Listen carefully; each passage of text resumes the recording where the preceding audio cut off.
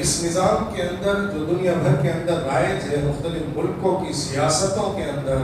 تجارتوں کے اندر، سماجی معاملات کے اندر، حقوق کے اندر، عدلیہ کے اندر نظر آتا ہے، وہ طاقتور کو اس کا حق دینا اور کمزور کو اس کے حق سے محروم کرنا ہے۔ حضور اکرم صلی اللہ علیہ وسلم جب تشریف لائے تھے مکہ مکرمہ میں، تو جو لوگ ہجرت کر کے ایتھوپیا حبشہ گئے تھے صحابہ میں سے، ان سے جب نجاشی بادشاہ نے پوچھا تھا کہ تمہارا نبی کیا دعوت لے کر آیا ہے، کس بات کی وہ دعوت دیتا ہے، تو حضرت جعفر طیار رضی اللہ عنہ نے جو وہاں پر حضور صلی اللہ علیہ وسلم کی دعوت کی خوبیاں بیان کی تھی، اس میں سے ایک یہ بھی تھا کہ ہم جاہلیت کے زمانے میں یأکل القوی من الضعیف، ہم میں جو طاقتور ہوتا تھا وہ کمزور کو کھا جاتا تھا۔ یہ ہماری صورتحال تھی، عرب کی حالت ایسی تھی، عرب کا معاشرہ ایسا تھا، دنیا کا نظام بلکہ ایسا تھا کہ طاقتور کمزور کو کھا لیا کرتا تھا، نگل جایا کرتا تھا، ختم کر دیتا تھا۔ یہ نبی جو آیا ہے، اس نے کمزور کا سہارا بن کر طاقتور سے اس کا حق لینے کی مہم چھڑی ہے۔ اس نبی نے یہ دعوت دی ہے، انصاف کی دعوت، جسٹس کی دعوت، کہ طاقتور اپنی طاقت کے بلبوتے پر ظلم نہ کر سکے اور کمزور اپنی کمزوری کی وجہ سے پیچھے نہ رہ سکے۔ جس کا جو حق ہے وہ اس کو ملنا چاہیے۔ یہی اسلام کی وہ سب سے بڑی دعوت ہے، سب سے پہلی دعوت ہے، اخلاقی سب سے بڑی برتری ہے کہ جس کی بنیاد پر پوری دنیا میں اسلام پھیلا ہے۔ کیونکہ اس وقت جو دنیا کا نظام تھا اور آج بھی اسی کی کاپی دنیا کے اندر ہے، طاقتور کمزور پر اپنی طاقت کا ناجائز استعمال کر کے اس کا حق چھینا کرتا ہے۔ اس دور میں بھی ایسا ہوتا تھا، آج بھی ایسا ہوتا ہے۔ اس دور میں بھی اسلام کی یہی دعوت تھی کہ کمزور کی طاقت بن جائے سسٹم، نظام، کورٹ اور سیاست، ہر چیز کمزور کی مدد کے لیے اور کمزور کے تعاون کے لیے ہونی چاہیے، تاکہ طاقتور اور غلبے والا، حکومت والا، کرسی والا اپنے اس عہدے کا، اپنی اس طاقت کا یا مالدار اپنے مال کا غلط استعمال کر کے کمزور کا حق نہ چھینے۔ دنیا کے اندر آج بھی یہی صورتحال ہے، جو طاقتور ہے وہ اپنی طاقت کا ناجائز فائدہ اٹھاتا ہے۔ یہ معاملہ ملکوں کے اعتبار سے بھی دیکھا جا سکتا ہے، سماجوں کے اعتبار سے بھی دیکھا جا سکتا ہے، اور چھوٹی سطح پر ایک یونٹ کے اندر، ایک گاؤں، ایک دیہات، ایک مکان، ایک دکان کی سطح پر بھی آپ اس چیز کو دیکھ سکتے ہیں۔ کس طرح ایک طاقتور ایکسپلائٹ کرتا ہے کمزور شخص کا، کس طرح اس کا حق روک کر رکھتا ہے اور اپنی منمانی چلاتا ہے، اور پورا جو سسٹم ہے اس کا سپورٹ کر رہا ہوتا ہے۔ حالانکہ دنیا میں کبھی بھی اس کو لیگلائز نہیں کیا گیا ہے۔ دیکھیے، جو کچھ مورالز ہیں، جو فنڈامنٹل مورالز ہیں، جو بنیادی اخلاقی قدریں ہیں، ان میں سے ایک یہ ہے کہ انصاف کیا جائے۔ انصاف کی دعوت، انصاف کا نعرہ، انصاف کے لیے قانون، یہ دنیا کے ہر دور میں، ہر زمانے میں اور ہر جگہ میں بطور دعویٰ قائم رہا ہے۔ ایز اے کلیم اس کو ہمیشہ پیش کیا گیا ہے۔ انصاف ہونا چاہیے، سب کو برابری ملنی چاہیے، جس کا جو حق ہے وہ اس کو پہنچنا چاہیے۔ اس کو تو بنیادی اخلاق میں شامل کیا گیا ہے، لیکن عمل میں ایسا نہیں ہوتا۔ عمل میں طاقتور اپنی طاقت کا استعمال کر کے کمزور کو کمزور تر کرتا ہے اور اس کا استحصال کرتا ہے۔ اسلام نے جو نظام دیا،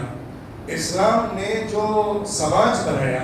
اسلام نے جو آخرت کے تصور کے ذریعے سے دنیا کے قانون کے اوپر ایک اور قانون بنایا، اس کی بنیاد پر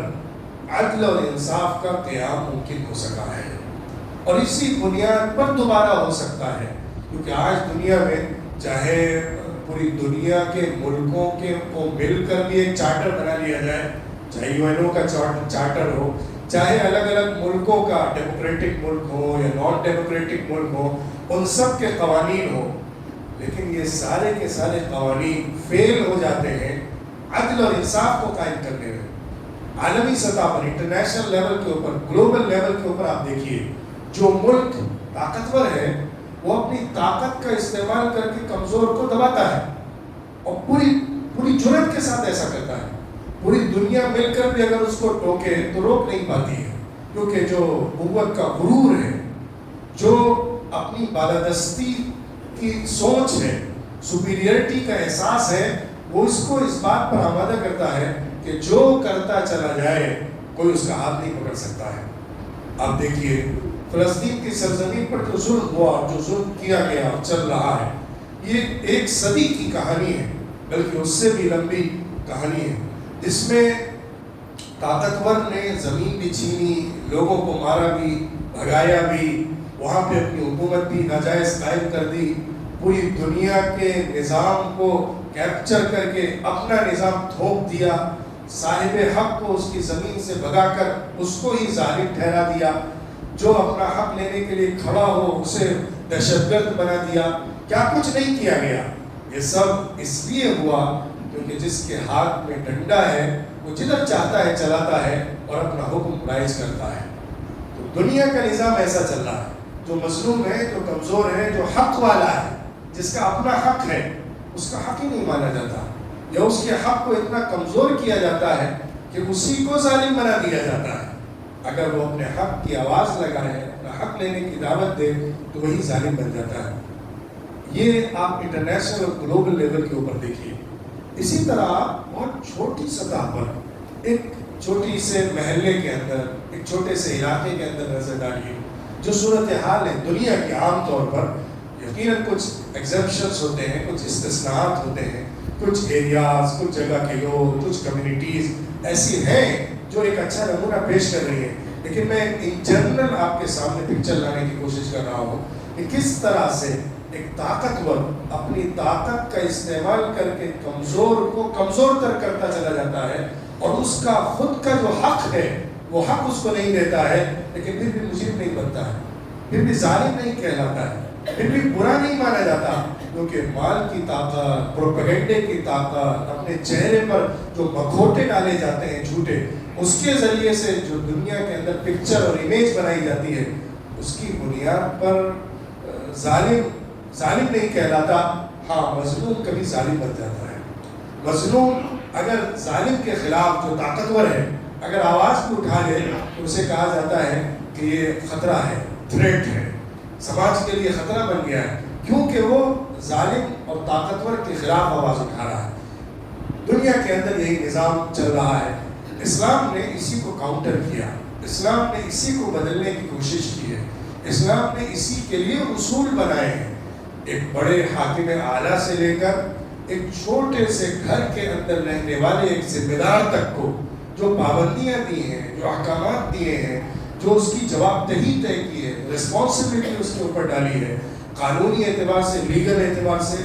ریلیجیس اعتبار سے، مذہبی بنیاد پر، اور اسی کے ساتھ ساتھ اس کے انر سیلف کے اندر جو اخلاقی قدروں کو ڈالا گیا ہے اسلام کے پورے نظام کے ذریعے سے، اس وجہ سے اس ظلم سے نکلنا ممکن ہو سکا ہے، اور اس ظلم سے باہر آنا ممکن ہو سکتا ہے۔ ضرورت ہے کہ ہم اسلام کے اس نظام کو سمجھیں، پڑھیں اور سامنے لائیں۔ ابھی ہم مسلمان ہی اس نظام سے دور ہو گئے، چاہے مسلمان ملکوں کی صورتحال دیکھیے یا ہم مسلمانوں کی قومی صورتحال پر نظر ڈالیے۔ ہمارا جو سماج ہے، ہمارے مسلمانوں کی جو صورتحال ہے، ہماری جو کمیونٹی ہے، اس پر نظر ڈالیے یا مسلم ملکوں کی صورتحال دیکھیے، ان ساری جگہوں پر یہی چیز نکل گئی ہے۔ یہ وہ بنیادی فیلئر ہے کہ جس کی وجہ سے ہم اسلام کی نمائندگی نہیں کر پا رہے، ہم اسلام کو صحیح طور پر نہیں پیش کر پا رہے، ورنہ سچائی یہ ہے کہ اسلام جب صحابہ کے ذریعے سے، تابعین کے ذریعے سے، فاتحین کے ذریعے سے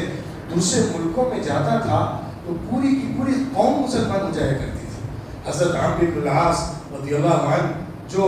مصر کی سرزمین جس کو فسطاط کا نام دیا تھا انہوں نے، وہاں پر جب تشریف لے گئے تھے دوسری دہائی کے اخیر میں اور تیسری دہائی کے شروع میں ہجرت کے، حضور صلی اللہ علیہ وسلم کے انتقال کے 10 سال کے اندر جب وہ اس سرزمین پر پہنچے تھے تو پورا ملک پلٹ گیا تھا، پورا ملک اسلام کے آغوش میں آ گیا تھا۔ افریقہ کے جو نارتھ افریقہ کے ممالک ہیں ان سارے ملکوں کے اندر یہی صورتحال رہی۔ پھر اسی طرح جو پرشین امپائر تھا، पर्शियन एम्पायर के, ईरान के तमाम इलाकों में जब इस्लाम पहुंचा तो पूरा का पूरा खित्ता बदल गया। पूरे के पूरे खित्ते ने इस्लाम को अपने आगोश में लिया। ऐसा नहीं था कि कोई बादशाह था, कंकोर था जो आकर फतह कर रहा था और अपनी हुकूमत कायम करके बिलजबर लोगों को बदल रहा था। इस्लाम के फातिहीन जो इस्लाम को लेकर गए हैं दूसरे मुल्कों में, वो कभी भी इस्लाम को इम्पोज नहीं करते थे। न ये कभी इस्लाम का रवाज रहा, न हुजूर के ज़माने में, न सहाबा के ज़माने में, न ताबईन के ज़माने में। बल्कि किसी मुल्क को अगर फतह भी किया जाता था तो वहाँ पे जो इस्लाम कबूल नहीं करते थे उनको अपने मजहब के साथ और पूरे मजहब की आज़ादी के साथ रहने की कानूनी एतबार से पूरी गुंजाइश रही है, उसकी इजाज़त रही है, उसका इस्लामी कॉन्स्टिट्यूशन रहा है कि उनको मुकम्मल आज़ादी के साथ रहने दिया जाएगा। लेकिन इसके बावजूद भी जो पूरे के पूरे खित्ते बदले हैं, जो पूरे के पूरे इलाके इस्लाम में आए हैं, जो पूरे के पूरे मुल्क मुसलमान हुए हैं, उसके पीछे बुनियादी वजह यही है कि वो जिस निज़ाम के अंदर जी रहे थे वो निज़ाम अक्सरियत को, मेजॉरिटी को, बल्कि मोस्ट मेजॉरिटी जो है 1-2-4% को छोड़ दिया जाए तो मास जो लोग थे, जो मेजॉरिटी थी, लोगों की अक्सरियत थी, अवाम की, वो उसी जुल्म का शिकार हुई हुई थी जो ताकतवर, सियासत वाला, हुकूमत वाला, कुर्सी वाला, ओहदे वाला, माल वाला दूसरों पर किया करता था। इस्लाम जब आया, इस्लाम को उन्होंने बढ़ता देखा कि कैसे एक बादशाह होता है, कैसा एक अमीर होता है, कैसा एक हाकिम होता है, उसका हक और आम इंसान का हक कैसा होता है। दोनों में जब उसने कंपेयर किया, उसने जब देखा कि जिस सिस्टम को लेकर ये लोग आ रहे हैं जो फतह कर रहे हैं मुल्क को, ये कैसे हैं, इनका खुद का इंटरनल सिस्टम कैसा है, तो उसने उनको बेइंतहा मुतासिर किया। उन्होंने देखा कि यहाँ इंसाफ है, उन्होंने देखा कि यहाँ बराबरी है, उन्होंने देखा कि यहाँ पे मुकम्मल जस्टिस है, उन्होंने देखा कि यहाँ पे राइट्स मिलते हैं और कमज़ोर को उसकी कमज़ोरी की वजह से दबाया नहीं जाता है, बल्कि उसको उसका हक मिलता है। ये चीज़ इस कदर मुतासिर करती थी, इस कदर मुतासिर करती थी कि पूरे के पूरे इलाके मुसलमान हो जाया करते थे। और ये भी एक सच्ची हकीकत है। अगर आपने हमारे मुल्क हिंदुस्तान की तारीख पढ़ी है तो आप इस बात को बखूबी महसूस करेंगे और इसकी शहादतें और गवाहियाँ 1-2 नहीं 10-20 आपको बहुत खुले तौर पर तारीख में मिलेंगी कि किस तरह पूरे के पूरे इलाके, पूरे के पूरे गांव, पूरी की पूरी बस्तियाँ, हजार लोग एक एक मजलिस में मुसलमान हुए। उन्होंने इस्लाम को कबूल किया है क्योंकि वो जिस कास्ट सिस्टम के अंदर, जिस डिवीजन के अंदर,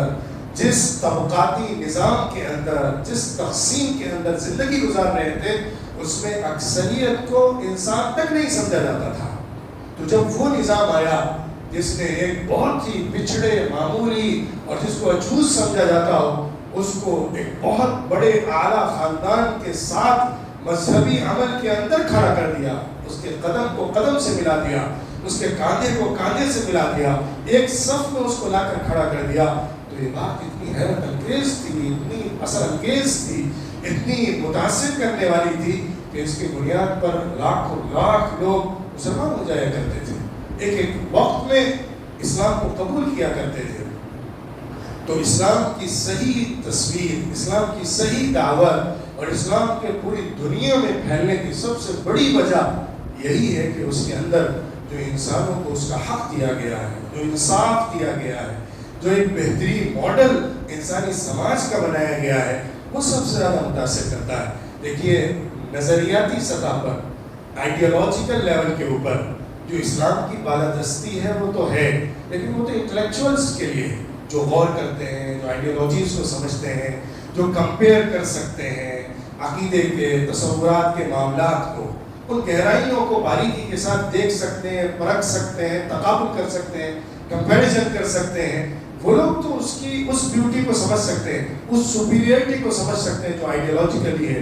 लेकिन आम अब तबका, आम इंसान एक प्रैक्टिकल चीज़ को देखता है, जिंदगी गुजारने के तरीके को देखता है, रवैये को देखता है, उसी से मुतासिर होता है। उसके लिए असल काम ये है कि उसको ज़िंदगी में इज्जत के साथ जीने का हक मिले, उसको जो कुछ दुनिया से हासिल करना है जायज़ तरीके पर, उस पर बंदिशें न लगाई जाए, اس کو جو کچھ ملا ہوا ہے طاقتور اس سے چھینے نہیں، اس کے جو حقوق ہیں وہ سب محفوظ رکھے جائیں،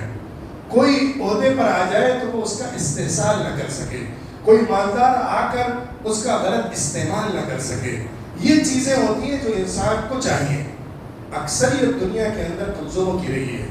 اکثریت کبھی طاقتور لوگوں کی نہیں رہتی، ورنہ طاقتوں کا ایسی کشمکش ہو جائے کہ انسانی سماج ہی نہ باقی رہ پائے۔ اکثریت کمزوروں کی ہوتی ہے، کم مال والوں کی ہوتی ہے، تھوڑی تعداد ہوتی ہے جو طاقت والوں کی ہوتی ہے اور عہدے والوں کی ہوتی ہے اور بہت زیادہ مال رکھنے والوں کی ہوتی ہے۔ ان دونوں کے درمیان جو کشمکش ہے، جو تاریخ کی کشمکش ہے، اس کے اندر یہ طبقہ جب ان کا غلط استعمال کرتا ہے اور یہ پستا جاتا ہے اور اپنی آواز تک نہیں اٹھا پاتا ہے، تبھی وہ اپنے آپ کو محروم سمجھتا ہے، ڈپرائیوڈ سمجھتا ہے۔ اگر اس کو اس سے نجات دی جائے، اگر اس کے لیے ایسا نظام پیش کیا جائے کہ طاقتور اپنی طاقت کے بلبوتے پر اپنے غرور اور گھمنڈ میں غلطی نہ کر سکتا ہو اور عہدے والا اپنے عہدے کی بنیاد پر کسی پر ظلم نہ کر سکتا ہو، جب ایسا نظام آ جاتا ہے تو پھر پوری دنیا کی تاریخ بدل جایا کرتی ہے۔ آج ہم اس نظام کو پیش کرنے میں فیل ہو گئے۔ آج دنیا میں دوبارہ سے اسلام کی طرف وہ باد بحالی نہیں چل رہی ہے جو پچھلی تاریخ میں ہم کو ملا کرتی تھی، کیونکہ ہم ایسا نمونہ نہیں پیش کر پا رہے ہیں، ہم ایسا نظام نہیں دے پا رہے ہیں۔ آج میں اخیر میں جو پہلو آپ کے سامنے لانا چاہتا ہوں وہ یہ ہے کہ ہم ٹھیک ہے عالمی سطح پر، گلوبل لیول پر، نیشنل اور انٹرنیشنل لیول کے اوپر کچھ بڑا نہ کر پا رہے ہوں ایک مسلمان امت کی حیثیت سے، کم از کم ہم اپنے اپنے علاقوں میں تو کچھ اقدامات کر سکتے ہیں۔ اس کی تو ہمارے پاس چانس ہے، اگر ہم نے اس کو بھی نہیں استعمال کیا تو ہم کس منہ سے اسلام کے دوبارہ سے دنیا میں آنے اور دنیا کے اندر دوبارہ سے اسلام کے غلبے کی بات کر سکتے ہیں؟ یہ بات صرف کہانی بن جائے گی، حقیقت نہیں ہے۔ اس کے لیے ہمیں کچھ گراؤنڈ ریالٹی کو پڑھنا پڑے گا اور گراس روٹ لیول کے اوپر اپنی سطح کے اعتبار سے، اپنے لیول اور اسکیل کے اعتبار سے کچھ کر دکھانا ہوگا۔ ہمیں اپنے سماج کے اندر آپ طے کریے، جو مسلمان ہوں الگ الگ ایریاز کے بحیثیت ایک امت جو بنگلور کے اندر رہنے والے مسلمان ہیں وہ سب بھی طے کریں، لیکن اس سے پہلے الگ الگ ایریاز کے اندر بندر کا ایریا ہے، اسی طرح مانڈیشور کا ایریا ہے، بلار کا ایریا ہے، ہمپت کٹا کا ایریا ہے، ان جگہوں پر جو الگ الگ مسجدیں ہیں، ان کی جماعتیں ہیں، وہاں پہ رہنے والے لوگ ہیں، ان جگہوں پر کچھ ایسی کوششیں کی جائیں جو ذمہ دار لوگ ہیں، سمجھدار لوگ ہیں، امام کے ساتھ، علماء کے ساتھ جڑ کر وہ اس طرح سوچیں کہ کیسے ہم اپنے سماج کے اندر جو کمزور ہے اس کی کمزوری کی وجہ سے کسی طاقتور کو فائدہ اٹھانے نہیں دیں گے، ہم اس کے خلاف کھڑے ہوں گے۔ کہیں پر کسی پر بھی ظلم ہوگا، ہمارے سامنے کیس آئے گا، ہم اس کو سولو کریں گے۔ ہم سماجی سطح پر اپنی کمیونٹی کے اندر، اپنے سماج کے اندر انصاف کو امپوز کریں گے۔ صرف انصاف کے لیے اگر ہم سب متحد ہو جائیں اور کمزور کو چاہے مالی اعتبار سے دھوکہ دیا جا رہا ہو یا سماجی اعتبار سے اس کو دبایا جا رہا ہو یا کسی اور اعتبار سے اس کے ساتھ کوئی بھی ظلم کیا جا رہا ہو، تو ہم اس کو اپنے محلے کے اندر نہیں ہونے دیں گے، ہم اس کے خلاف ایکشن لیں گے، اور جو بھی اس طرح کا ہوگا، جو کسی پر ظلم کرے گا، اس کے بارے میں معلوم ہو جائے گا تو اس کا بائیکاٹ کیا جائے گا، اس کو اپنے محلے کے اندر آزادی کے ساتھ رہنے کی اجازت نہیں ہوگی۔ ہم کسی طرح کی انجسٹس کو اپنے سماج میں قبول نہیں کریں گے۔ اگر یہ ہم نے اپنے اپنے ایریے کے اندر کرنا شروع کر دیا، اس کے لیے محنت کی، کیمپین کیا، لوگوں کو تیار کیا، اس کے لیے الگ الگ پروگرامز، ورکشاپس کیے، اس کے لیے جن کے مسائل ہیں، ایشوز ہیں، ان کو سولو کیا، اس کے لیے اگر ہم نے قضا کا نظام قائم کیا، مسجدوں کے ذریعے سے دارالقضا قائم ہونا چاہیے، قضا کا نظام ہونا چاہیے، شریعت کے مطابق مسائل کو حل کرنا چاہیے۔ آج ہم اپنے چھوٹے بڑے تمام طرح کے ڈسپیوٹ اور مسائل کو لے کر غیروں کے پاس جاتے ہیں جو اسلام کے خلاف فیصلہ کرتے ہیں، اور بعد میں ہم کہتے ہیں کہ اسلام کیوں نہیں آ رہا ہے۔ ہم نے خود سے اسلام کو روندا ہے، ہم نے خود سے اسلام کے اوپر تلوار چلائی ہے، ہم نے پہلے اسلام کو توڑا ہے، اس کے بعد دوسروں سے شکوے کا ہم کوئی شکوہ کر سکتے ہیں۔ تو ہم اگر یہ قدم اٹھائیں کہ ہمارے جتنے اختلافات ہوں گے، ہمارے جتنے مسائل ہوں گے، چاہے شادی بیاہ کے معاملات ہوں، طلاق کے، خلا کے، آپس میں میاں بیوی کے، خاندان کے ڈسپیوٹ ہوں، یا وراثت کے مسائل ہوں، انہیریٹنسی کے مسائل ہوں، آپس میں ڈسپیوٹ ہوں، خاندان کے ایشوز ہوں، دکان اور تجارت کے اندر کچھ لڑائی جھگڑا آ گیا ہو، مال کی تقسیم کے اندر کوئی مسئلہ آ گیا ہو، تجارت کے اندر جو الگ الگ پارٹنرز ہیں ان کے درمیان کوئی ایشو آ گیا ہو، اس طرح کے جتنے مسائل ہوں گے ہم اس کو اپنے محلے کی سطح پر، اپنے شہر کی سطح پر دارالقضاء کے ذریعے سے، صحیح اسلامی اور شرعی نظام کے ذریعے سے، علماء کے ذریعے سے ہی حل کریں گے، اور اسی کے مطابق ہم فیصلہ کریں گے۔ اگر کوئی اس کو وائلیٹ کرتا ہے تو ہم اس کا سوشل بائیکاٹ کریں گے، کیونکہ وہ اسلام کے نظام کو عملی طور پر ترک کر رہا ہے، وہ غیر کے نظام کو قبول کر رہا ہے، غیر اسلامی نظام کو قبول کر رہا ہے اور اس کی طرف بڑھ رہا ہے۔ اگر ہم نے اپنے طور پر اس طرح کے اقدامات کیے، اس طرح کی کوششیں کی، اس طرح کی محنت کی، اور اپنے آپ کو اسلام کے نظام کے بندھن میں باندھ کر رہنے اور رکھنے کی محنت کی، تو دنیا میں ہمارے ملک میں کوئی قانون آ جائے، کسی طرح کی تبدیلیاں کر دی جائیں، ہمیں اسلام سے نہیں ہٹایا جا سکتا۔ ہمیں مسئلہ اس وقت ہوگا جب ہم اپنے مسئلے لے کر غیروں کے پاس جائیں گے، جب ہم اپنے مسئلے لے کر دوسری جگہوں پر جائیں گے، تبھی تو ہمیں ایشوز کو جھیلنا پڑے گا۔ لیکن اگر ہم خود سے ان کو حل کرنے لگے، اگر ہم خود سے اسٹینڈ لینے لگے، اگر ہم اجتماعی طور پر فیصلہ کرنے لگے کہ ہم اسلام کو لے کر رہیں گے اور اسلام کے اوپر چلیں گے اور اپنے تمام مسائل کو اسلام کے مطابق حل کریں گے، تو ہم بہترین اسلام کا نمونہ پیش کر سکتے ہیں۔ خوب یاد رکھیے اور اس بات کو اپنے دل میں بٹھا لیجئے، جب تک ہم اس طرح سے اسلام کو عملی شکل میں اپنے سماج کے اندر پیش نہیں کریں گے، اس وقت تک اسلام کے حق میں دنیا کا نظام نہیں ہموار ہوگا۔